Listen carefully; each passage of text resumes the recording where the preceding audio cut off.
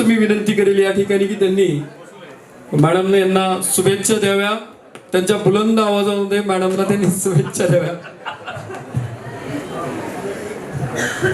सर्व उपस्थितांना नमस्कार।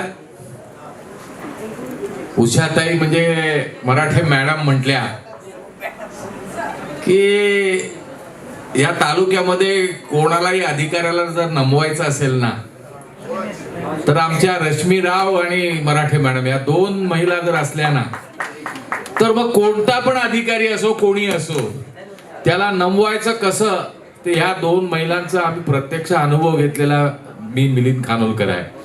त्यामुळे संघर्षामध्ये जसं कधी कधी आम्हाला डॉमिनिका डाबरे पाहिजेच आहेत, आवश्यकच असतात, तशा मराठे मॅडम आणि रश्मीराव या 3-4 महिला जर वसईतल्या असल्या ना तर वसईकरांचे प्रश्न अनेक सुटलेले असतात। ते राजकीय कारकिर्दीचं त्यांचं ते यश आहे। त्यामुळे आज एवढे सगळे जण जमलेले आहेत, स्वभाव त्यांचा जो आहे मराठे मॅडमचा स्वभाव, अहो काय माझी चेष्टा करता असं सहज ते सगळ्यांना म्हणत असतात।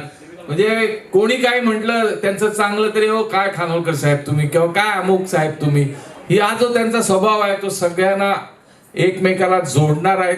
तेच इथे दिसतंय की कुठून कुठून लोक आलेले आहेत, आमचे साथकरी आले आहेत, अनेक लोक इथे जे आलेले आहेत या वाढदिवसाला, त्याच्या मागचं हे रहस्य आहे मॅडमचा स्वभाव।